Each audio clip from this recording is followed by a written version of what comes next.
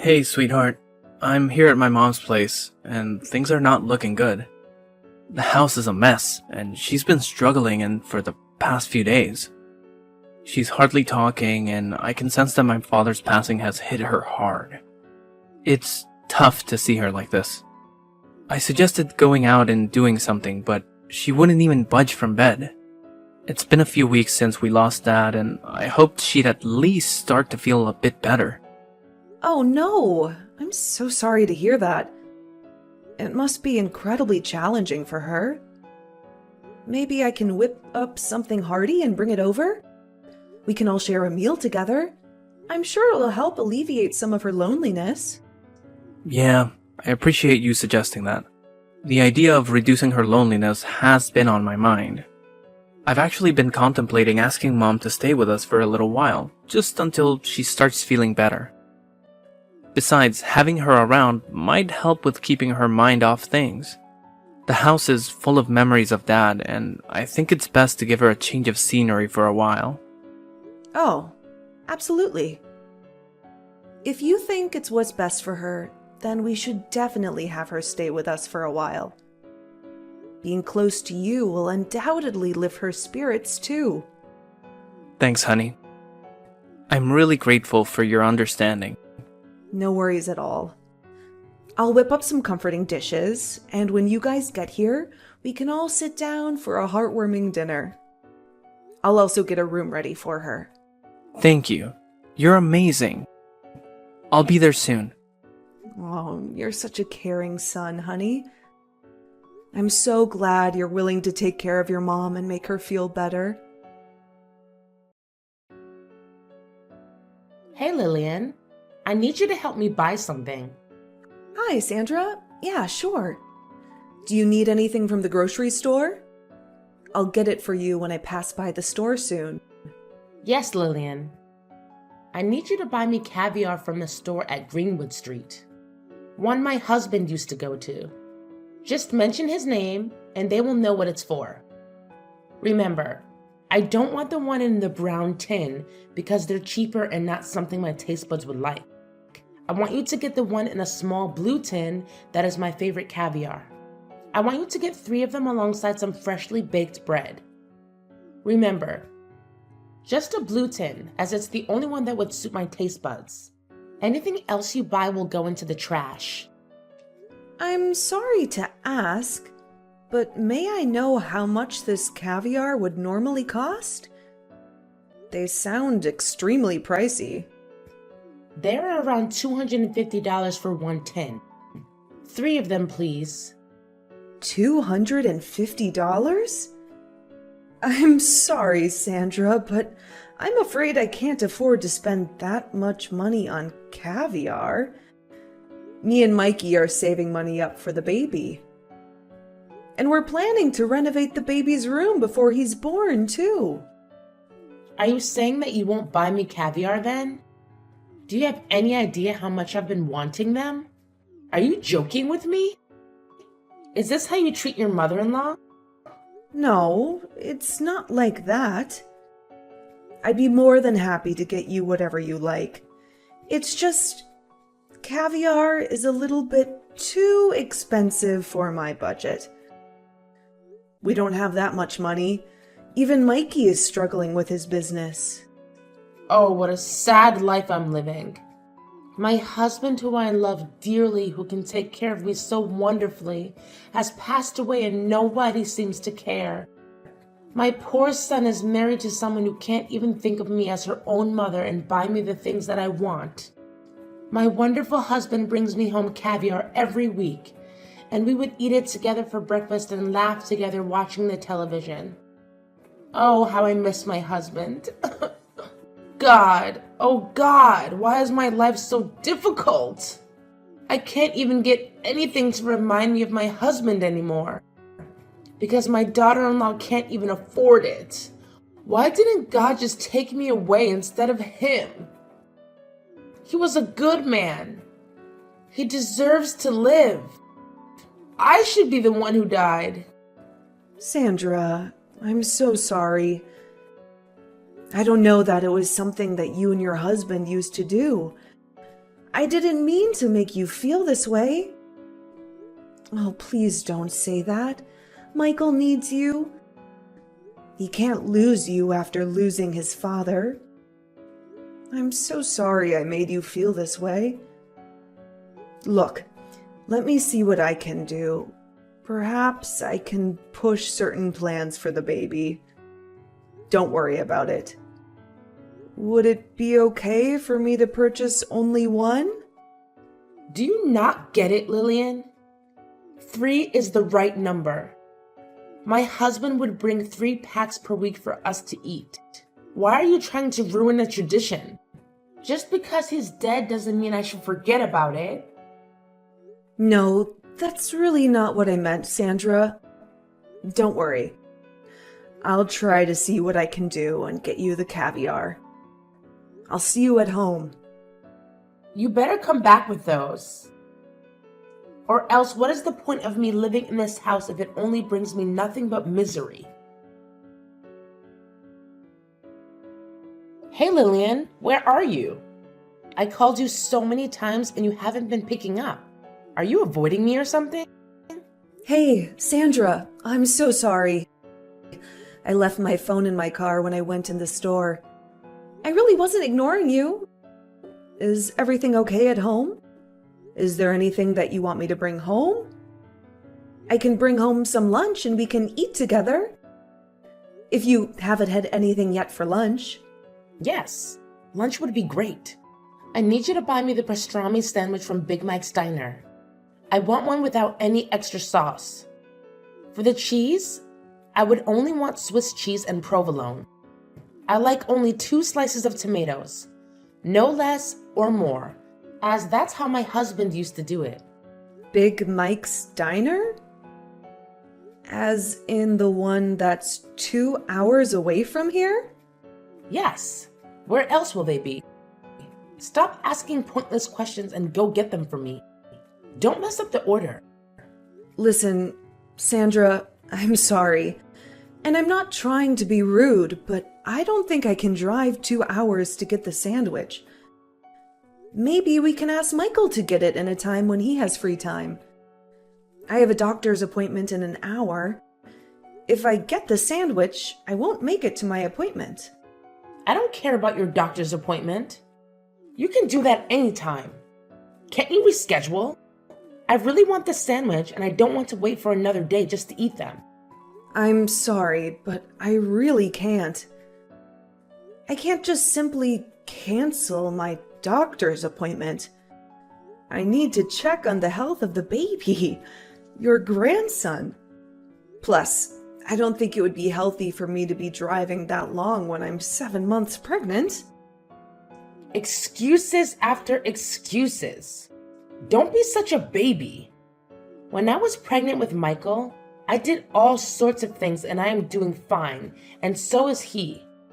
I know this is just one of those excuses you make so that you can make me more miserable than I already am. Why is it so hard for me to get the sandwich that my husband used to get for me? It's one of the memories left of him that can help me go through the day when things get hard. My husband would never make excuses like you. My poor son, Michael. I wonder how he survives living with you all these years. God, why won't he just take me away? I want to be dead with my husband. I don't want to live here with this horrible woman. Sandra, please don't say that. That is not true at all. I have nothing against you, and I would never want to make you miserable. Please don't wish death upon yourself. Look, maybe I can go tomorrow. I'll be freer then. No! I already told you. I want it today. I've been thinking about it non-stop today. Are you trying to torture me by making me wait another day? My husband would never make me wait for things I really want. Oh God, why can't you just take me away too? Fine, Sandra. I'll cancel my doctor's appointment and I'll drive to the restaurant to get you the sandwich. Please stop wishing that you'll die. Michael would be so heartbroken to hear that. Be quick. Don't waste my time. Hey, Sandra? Were you at home all day yesterday? Yes? What is it now? Are you accusing me of stealing things in your house? What? No, that's not what I'm trying to say. I just want to ask you regarding the baby's room. You've seen it before.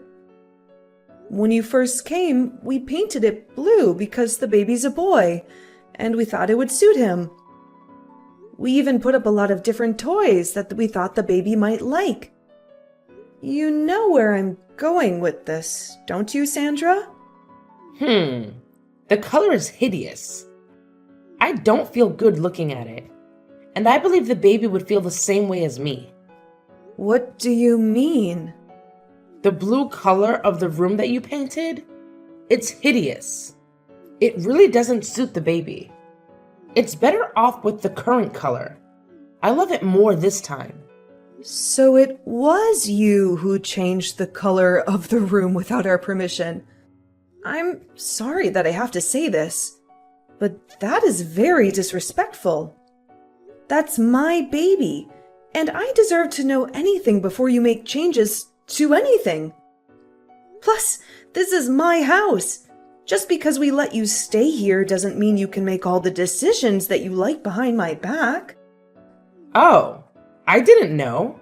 I have to be asking permission to make changes in the house that my son lives in? What a disrespectful thing to say to me without me raising my son to be like the man he is. He wouldn't be here to be the good man for you. You should be more grateful that I even agreed to stay here. I don't understand what you're trying to say. I've been kind enough to let you stay here while you've been dealing with this death. And you're ruining it. How exactly am I ruining your healing for you? My husband hates the color blue. It reminded him of the big blue house he grew up in. It was an abusive household. We ensure to always eliminate the color blue from our house. I don't understand. Why can't you do the same? Look, I'm really sorry about what he went through, and I understand how it could be hard for him. But I still don't think it's right for you to apply the same rules to my house. It's not fair to me. Fairness? Is that all you care about? You think the world is fair when my husband is taken from me? No, that is not what I'm trying to say. That's enough. No need to speak to me. This conversation is making things harder for me, and I don't want to deal with it. Michael, we really need to have a serious conversation about your mom. I've already had an earful from her. Is it true that you told her she needs to ask for permission for everything? That seems pretty harsh, especially given what she's going through right now. Look, I completely empathize with what she's dealing with. But it's disheartening that I'm ending up as collateral damage in the process. Have you had a chance to hear my side of the story? She's been trying to take control of everything that I'm doing. You're making this much more complicated than it has to be. She's my mom, and I really need you to refrain from speaking about her like that. I'm just asking for a bit more understanding of her situation. She's navigating through a lot, and I'm hoping you can cut her some slack for a few more weeks until she gets back on her feet. Fine. I'll do it for you and out of respect. But I hope you realize the challenges I'm facing in all of this. It's going to be Benedict Arnold Jr. Sorry?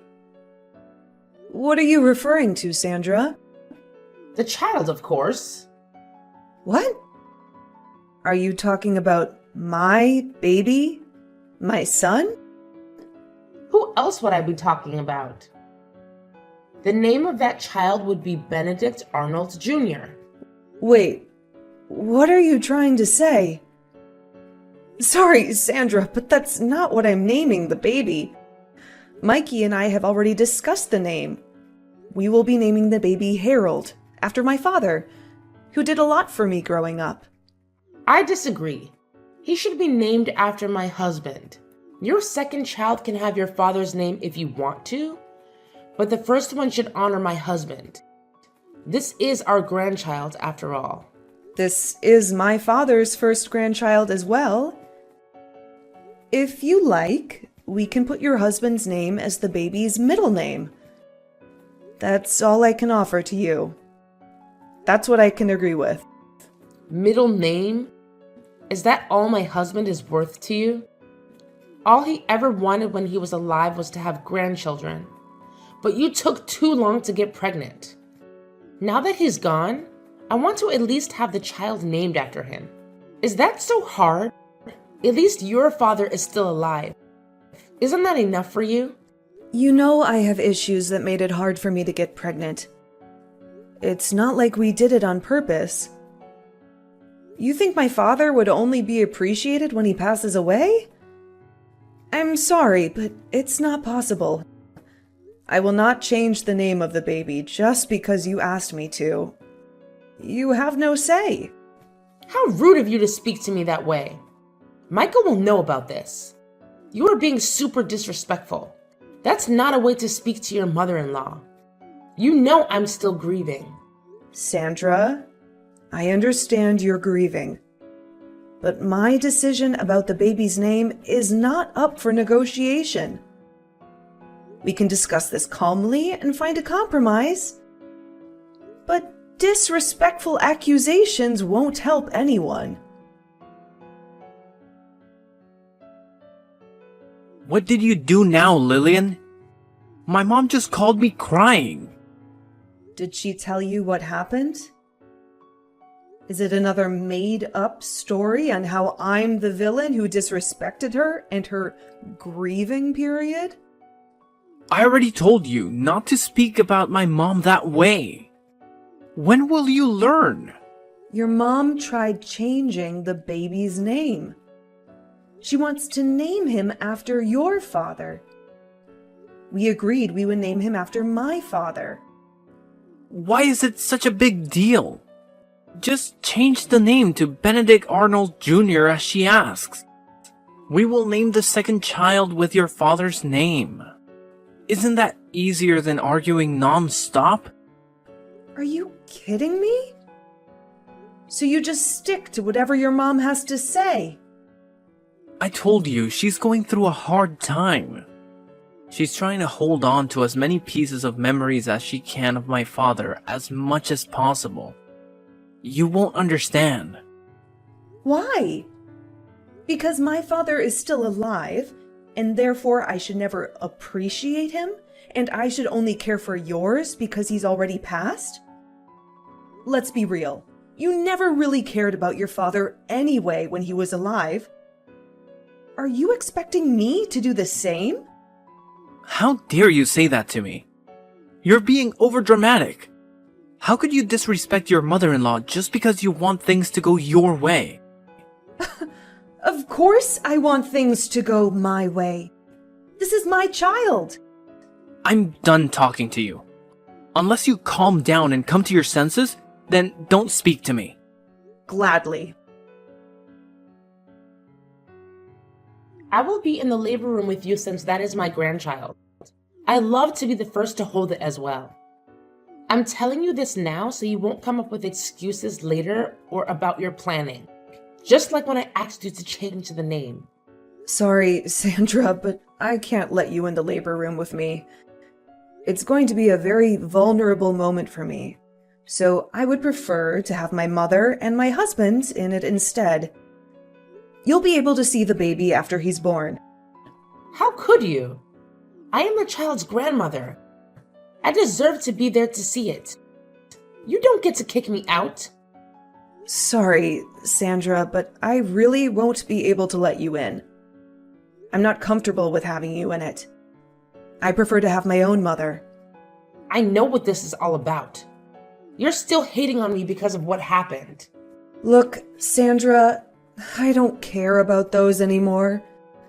I forgive you for changing the baby's room, for making me do things that are too hard for pregnant women, and for trying to change the name of the baby.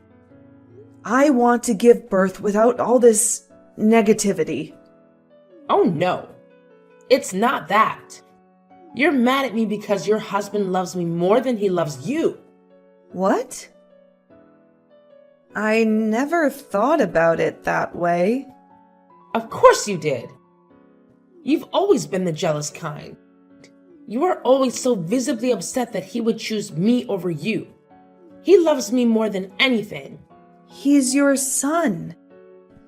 It doesn't matter how much he loves you. His life will always be with me. What are you trying to say? No! He's always going to be mine. You stole him from me. And now you're stealing my grandson from me. I will never let you do that. You're out of your mind. I hope he divorces you. You're a selfish bitch. What the heck is wrong with you? You made my mom cry again. What did I even do wrong? Your mother is obsessed with you and our baby. What the heck does that even mean? You're losing your mind, Lillian. I'm carrying our child, and I've been so stressed since your mom came to live with us, and the hell that she put me through. You never cared. You always sided with her, even though it's obvious that she was wrong. How dare you? She's going through a lot. Enough with that bullshit. None of you guys cared that much about your father when he was alive. I was the only one who visited him. Your mother hated him. Why are you pretending like you don't know that? Don't you dare speak about my parents that way. They were in love. They were perfect together. You are out of your mind. How dare you? You don't belong in this house. No one should disrespect my parents that way. That's it. I'm done with you. We're getting a divorce. I will gladly leave this house if it means I don't have to deal with you or your mom anymore. What are you even doing? Moving all your things into my house and locking me out? You don't deserve to even step your dirty feet in here. Come back and take all your things with you. Sorry, you mean my house? Can you please stop trying to open the door? Or else I'm going to have to call the police on you. Please leave. Are you out of your freaking mind? This is the house that my husband and I have been living in forever. It's my house now that he's dead. Get out and let me in. How do you even have the key? You thief. Oh, you must have not heard. Heard what? Get out. Your husband wrote to me on his will that once he passed, this house would be passed down to me. You don't get a cent of his money. You can stop pretending now, Sandra. You never cared for him. You were abusive to him. You even brainwashed Michael to hate him. Initially, I thought it was guilt that changed you, but I figured it out. It was all an act. You don't care that he died. You only care about his money. What? That's impossible. Why would he give it to you and not me? That's ridiculous. Is it though? I took care of him like he was my own father. I cared for him more than you and Michael did. Oh, that poor guy. He died knowing that you were all going to be chasing his money. If you have any issues with the will, please contact his lawyer. They will explain everything to you. But for now, please leave me alone and leave my property. Or else I'll call the police on you. Wait! No. Lillian, listen. It wasn't an act. I do care for him. I care for you too. You're the best daughter-in-law. I'm sorry for everything. I knew you would say this. Enough! And leave my property. The police are on their way. Honey, I'm really sorry. How did I ever miss this?